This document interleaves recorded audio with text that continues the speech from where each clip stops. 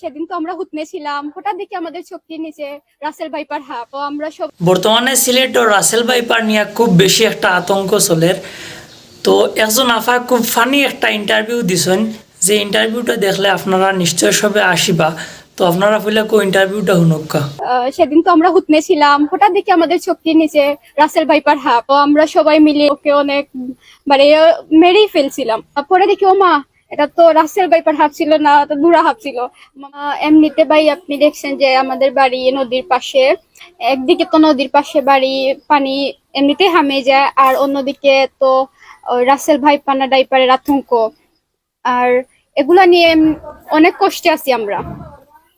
আর কি বলবো, মাঝে মাঝে তো স্বপ্নেও আমি দেখি রাসেল ভাইপারকে, রাত্রে সে তো আমাকে রীতিমতো ভয় দেখায় ওটা। আর সেদিন তো আমরা হুতনে ছিলাম, হঠাৎ দেখি আমাদের চোখের নিচে রাসেল ভাইপার হাঁপ। তো আমরা সবাই মিলিয়ে অনেক বাড়ি মানে ওকে অনেক বাড়ি মেরেই ফেলছিলাম। পরে দেখি ও মা, এটা তো রাসেল ভাইপার হাঁপ ছিল না, তো দুরা হাঁপ ছিল।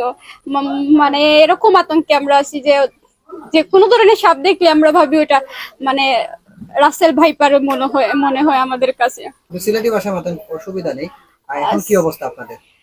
অবস্থা আর কিতা কইতাম ভাই, অবস্থা তো আর দেখরা আপনারা কিতা অবস্থা।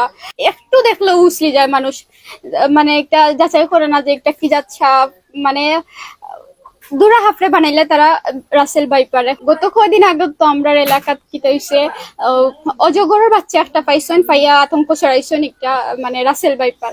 তো মানে এই জিনিসটা করতা না তারা, কারণ আমরা এমনিতেই ফানির আতঙ্ক, আরো এগুলা করলে মানে বুঝরা তো আরো বেশি আতঙ্কিত হয়ে যায়, মানে ছোট বাচ্চারা রীতিমতো আতঙ্কিত তারা এগুলা দেখিয়া।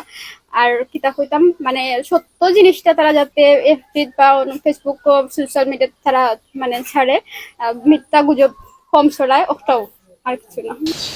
তো ভাই হল, আশা করি আজকের ভিডিওটা আপনারা ভালো লাগছে। যদি ভালো লাগে থাকে তাহলে লাইক কমেন্ট করবা, আর এই পেজটা আমার নতুন, সবাই ফলো করে রাখবা। ধন্যবাদ।